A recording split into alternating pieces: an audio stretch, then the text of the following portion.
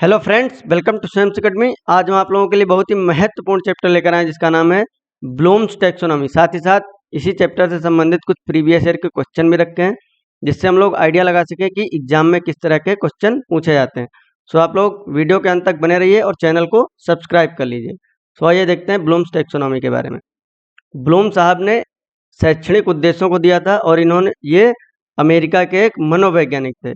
इन्होंने 1956 में एक पुस्तक प्रकाशित की थी जिसका नाम था टैक्सोनॉमी ऑफ एजुकेशनल ऑब्जेक्टिव। इन्होंने शैक्षणिक उद्देश्यों को 3 भागों में वर्गीकृत किया था। पहला था ज्ञानात्मक पक्ष मतलब कॉग्निटिव डोमेन, दूसरा था भावात्मक पक्ष मतलब एफेक्टिव डोमेन, और तीसरा था क्रियात्मक पक्ष साइकोमोटर डोमेन। आइए देखते हैं एक एक करके इनको विस्तृत रूप में। ज्ञानात्मक पक्ष जो था इसको इन्होंने 1956 में दिया था। ठीक है, इसका वर्गीकरण ब्लूम ने 1956 में किया था। यह मानसिक क्षमताओं से संबंधित होता है। इसके उद्देश्य को सरल से कठिन और शिक्षण अधिगम के निम्न स्तर मतलब लो लेवल से ऊंचे स्तर मतलब हाई लेवल तक ले जाने के दृष्टिकोण को 6 भागों में बांटा था। जिसमें कि इन्होंने मतलब कि जो शिक्षण अधिगम था इसका लो लेवल जो होता है, लो लेवल से हाई लेवल तक जाने में जो 6 स्तर होते हैं इनको इन्होंने 6 स्तर में इसको डिस्क्राइब किया था। मतलब कि जो बच्चा जैसे कि एकदम जीरो है, ठीक है, एकदम पढ़ाई स्टार्ट किया है और वो मतलब पढ़ाई करना स्टार्ट कर मतलब पढ़ाई करने लगे, मतलब शिक्षण अधिगम मतलब वहां तक पहुंच जाए जहां पर हम उसका मूल्यांकन कर सके। तो इन चीजों को इन्होंने 6 भागों में डिवाइड किया था। जैसे कि पहला क्या था, ज्ञान नॉलेज, ज्ञान मतलब नॉलेज। पहला क्या था ज्ञान, और दूसरा क्या था समझ मतलब अंडरस्टैंडिंग, तीसरा था अनुप्रयोग मतलब एप्लीकेशन, चौथा था विश्लेषण मतलब एनालिसिस, फिर पांचवा था सिंथेसिस संश्लेषण, और छठा था मूल्यांकन मतलब इवेल्युएशन। इसको एक एग्जांपल के साथ समझते हैं। जैसे कि हमने किसी कार को देखा, ठीक, उस कार को देखने के लिए हम क्या करेंगे, सबसे पहले जब हमको क्या कार हम देखेंगे तो उसके बारे में हम ज्ञान प्राप्त करेंगे कि ये क्या है, कार है। ये चीज का हमें जब बोध होगा कि ये कार है तब हम उसके बारे में समझ बूझ पैदा करेंगे। जब हमको ये चीज पता चल जाएगी कि ये कार है तो उसके बारे में अन्य जानकारियां इकट्ठा करना शुरू करेंगे, मतलब उसके बारे में समझ बूझ पैदा करेंगे। फिर जब हम उसके बारे में सब कुछ जान जाएंगे कि भाई ये कार है, इसको हम चलाते हैं और इसके द्वारा हम कहीं भी यात्रा अपनी कर सकते हैं। जब ये चीज हमें पता चल जाएगी तो हमारा क्या मन करेगा, अनुप्रयोग एप्लीकेशन, मन करेगा कि लाओ इसको चला कर देखते हैं। तो जो जो इन्होंने अधिगम स्तर को मतलब लो लेवल से हाई लेवल में जाने के लिए 6 लेवल में जो बांटा था, तो पहला क्या था ज्ञान, दूसरा था समझबूझ, और तीसरा अनुप्रयोग मतलब जो समझबूझ किसी चीज के बारे में हम समझ बूझ जाते हैं तब उसका एप्लीकेशन करने का हमारे मन में मतलब ख्याल आता है कि इसको अब हम चला कर देखें, इसको उपयोग करके बारे मतलब देखें, जिसके बारे में हमने इतना कुछ जाना है तो इसका प्रयोग करें।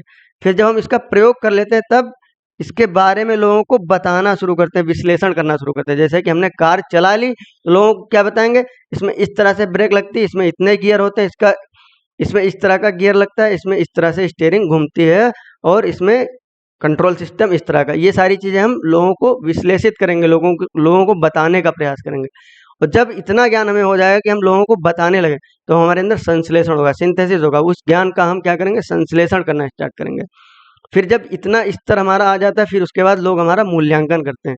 लोग ये कहेंगे कि भाई इतना कुछ इसको पता है तो इसका मूल्यांकन किया जाए। तो यही इसके अधिगम स्तर के या फिर सीखने के जो हमारे लेवल हैं, मतलब कि लो लेवल से हाई लेवल तक जाने के लिए हम 6 स्तर से गुजरते हैं, मतलब 6 स्तर से। मतलब सीखने के जो उद्देश्य है हमारे उनमें हम पहला होता है जीरो से हम स्टार्ट करते हैं फिर मूल्यांकन तक पहुंचते हैं। यही इसमें दिया हुआ है कि निम्न स्तर से हाई स्तर तक। तो इसको आइए देखते हैं एक एक करके।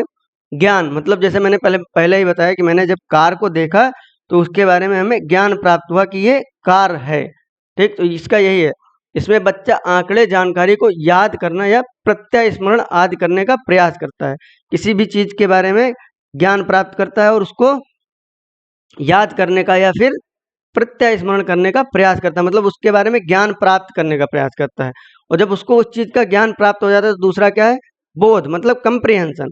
फिर उसके बारे में अच्छे से उसको और अच्छे तरीके से विश्लेषित करने का प्रयास करता, मतलब कि उसकी व्याख्या उसके बारे में समझने की कोशिश करता है। जब हमको ये पता चल जाएगा कि ये कार है तो हम उसके बारे में समझने का प्रयास करेंगे। फिर क्या होगा, अनुप्रयोग। जब हम उस चीज को जान जाएंगे तब आत्मसात करेंगे। इसमें आत्मसात एसिमिलेटेड किए गए ज्ञान को परिस्थितियों के अनुरूप प्रयोग किया जाता है। जिस ज्ञान को हमने प्राप्त किया उसका अब किसी जिस कंडीशन में है उस कंडीशन में उसका प्रयोग करने का हम प्रयास करेंगे। जैसे कि कार है तो हम उसको क्या करेंगे, चलाने का प्रयास करेंगे, अनुप्रयोग एप्लीकेशन करने का प्रयोग मतलब प्रयास करेंगे कि हमने इसमें कितना कुछ जान लिया है। उस चीज को हम एप्लीकेट करके फिर उसको मतलब अपने अपने आप को जांच करने का प्रयास करेंगे कि हाँ भाई हमने इतना कुछ इसके बारे में जाना तो इसको हम चला कर तो देखें।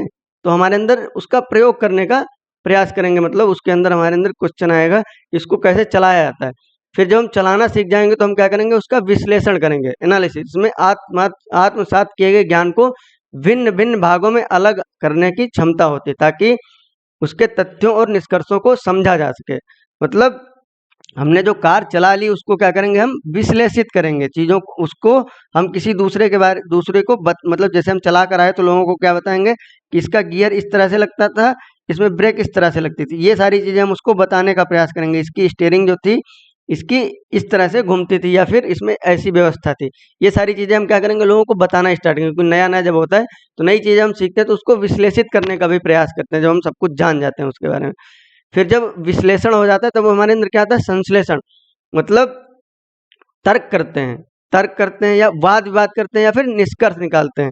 कोई भी चीज हमें अगर प्राप्त हो गई या फिर हम जान गए तो उसके बारे में क्या करेंगे, तर्क करेंगे लोगों से ना, उसके बारे में और भी चीजें जानने का प्रयास करेंगे। जैसे इसमें नए अर्थ पर जोर देकर हिस्सों को जोड़कर संपूर्ण बनाना, और यानी अवधारणा मतलब कॉन्सेप्ट या फिर रूल्स नियम के आधार पर उसमें से कोई अपने अनुसार अकॉर्डिंग मतलब अपने अनुसार अवधारणा निकालता है। जैसे हमने कार चलाना हम सीख गए, ठीक है, और लोगों को विश्लेषण भी लोगों के सामने करना स्टार्ट कर दिया, तो हम इसकी एक अपने हिसाब से अवधारणा बना लेंगे, तर्क और निष्कर्ष निकालकर वाद विवाद करके एक अपने हिसाब से इसकी अवधारणा बना लेंगे किसी भी कार के बारे में, कि उसको अब हम अपने तरीके से लोगों को बताना शुरू करेंगे।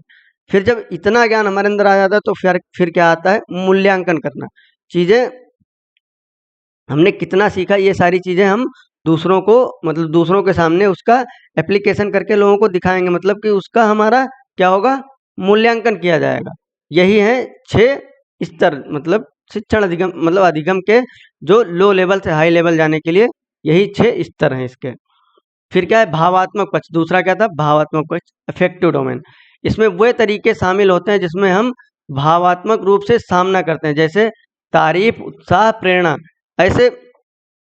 ऐसा पक्ष जिसमें हम प्रत्यक्ष रूप से चीजों को फेस करते हैं। जैसे लोग हमारी तारीफ कर रहे हैं तो हम कोई अच्छा काम किए, जैसे कि हमने अच्छे से अपनी कार चला दी तो लोग क्या करेंगे, हमारी तारीफ करेंगे। तो फिर लोग क्या करेंगे और साथ ही साथ उत्साह बढ़ाएंगे हमारा कि इस आपने बहुत अच्छा काम किया, तो हमारा क्या बढ़ेगा, उत्साह बढ़ेगा। फिर हम दूसरों के लिए एक प्रेरणा स्रोत बनेंगे। तो यही इनका भावात्मक पक्ष था, मतलब जो शैक्षणिक उद्देश्य था उसका दूसरा भावात्मक पक्ष था। और भावात्मक पक्ष को इन्होंने 5 भागों में बांटा था। एक, आग्रहण या ध्यान देना, रिसीविंग और अटेंडिंग। दूसरा क्या था, अनुक्रिया, रिस्पॉन्डिंग। तीसरा था आकलन करना। और फिर चौथा था संगठन, ऑर्गेनाइजेशन। और पांचवा था मूल्यों का चारित्रिक या विशेषीकरण, characterization of value and value complex. फिर तीसरा क्या था इनका शैक्षणिक उद्देश्य, क्रियात्मक पक्ष, साइकोमोटर डोमेन। इसमें शारीरिक हलचल, मोटर स्किल के क्षेत्र आदि शामिल होते हैं। इसमें क्या होता है, शारीरिक हलचल मतलब कि अपने शरीर में क्या क्या क्रियाएं हो रही हैं, और मतलब हम अपना अगर किसी भी क्रिया विधि में अगर हम सम्मिलित है तो हमारे शरीर में क्या क्या चेंजेस आ रहे हैं। किसी चीज को अगर हम सीख रहे हैं तो उन चीजों को सीखने से हमारे एक तरह से शारीरिक या फिर हमारे मानसिक जो क्रिया विधि है उनमें हमारे क्या क्या चेंजेस आ रहे हैं, हम उससे अपने अंदर कितना समाहित कर रहे हैं। ये सारी चीजें क्या होती है, क्रियात्मक पक्ष, साइकोमोटर। मतलब हमने उस चीज से अगर कुछ सीखा है तो उसको हम किस तरह से एप्लीकेट कर रहे हैं, लोगों से हमारा क्या बिहेवियर है, ये सारी चीजें इसमें आती हैं। और क्रियात्मक पक्ष को 6 भागों में बांटा गया है, जैसे कि नंबर 1, सहज क्रियात्मक अंग संचालन, रिफ्लेक्स मूवमेंट, आधारभूत अंग संचालन, बेसिक फंडामेंटल। और फिर शारीरिक योग्यताएं, फिजिकल एबिलिटी। फिर चौथा क्या है, प्रत्यक्षीकरण योग्यताएं, परपेचुअल एबिलिटी। फिर कौशल युक्त अंग संचालन, स्किल्ड मूवमेंट। फिर सुसंबंध या सांकेतिक संप्रेषण, डोमेन डिस्कर्सिव कम्युनिकेशन। फिर कुछ इंपॉर्टेंट क्वेश्चन रखे गए हैं इसी से संबंधित, आइए देखते हैं। ब्लूम की टैक्सोनॉमी का पदानुक्रम व्यवस्था है, ये क्या, पहला क्वेश्चन क्या है, ब्लूम की टैक्सोनॉमी की पदानुक्रम व्यवस्था है। संज्ञानात्मक उद्देश्य, उपलब्धि लक्ष्य, पाठ्यक्रम संबंधी घोषणाएं, पठन कौशल। तो पहला क्या है, संज्ञानात्मक उद्देश्य। Bloom's taxonomy is a hierarchical organisation of cognitive objective, achievement goals, curriculum declaration, reading skill. तो इसमें क्या है, संज्ञानात्मक उद्देश्य। फिर क्वेश्चन नंबर 2 है, the objective at the end of this unit the student would be able to summarise the main events of a story in grammatically correct language belonging to which of the following levels of cognition. मतलब उद्देश्य, इस इकाई के पूर्ण होने पर शिक्षार्थी कहानी की मुख्य घटनाओं को व्याकरण शुद्ध रूप में संक्षिप्त कर सकेंगे, यह किस संज्ञानात्मक उद्देश्य से संबंधित है। तो ये किससे संबंधित है, समझ से। फिर नेक्स्ट क्वेश्चन है, व्यवहार करना पक्ष में आता है, the doing aspect of behaviour falls in the, सीखने के गतिक को या फिर कोनेटिव क्षेत्र से, कोनेटिव डोमेन ऑफ लर्निंग। फिर एक छात्र अपने साथी समूह के प्रति अपने व्यवहार में आक्रामक है और विद्यालय के नियमों का पालन नहीं करता है, इस छात्र की मदद की आवश्यकता है। मतलब किस तरह की मदद इसकी की जाए। तो I student is aggressive in his behaviour toward his peer and does not conform to norm of school, this student need help in प्रभावशाली डोमेन। इसका ऑप्शन क्या होगा, प्रभावशाली डोमेन। मतलब कि उसको अच्छी तरह से प्रभाव के साथ समझाया जाए, तभी वो स्कूल के नियमों का पालन करेगा और लोगों से लड़ाई नहीं करेगा। सो आज के लिए इतना ही। नेक्स्ट वीडियो में हम नेक्स्ट चैप्टर को कवर करेंगे। सो आप लोग, ये मेरा टेलीग्राम चैनल है, इसको ज्वाइन करिए। इसमें हम सारे के सारे नोट्स, इसी जितने भी लेक्चर होंगे उनका PDF नोट्स हम उसी में डालते रहेंगे। सो वीडियो को लाइक करिए, शेयर करिए और सब्सक्राइब करिए। Thank you so much, thank you.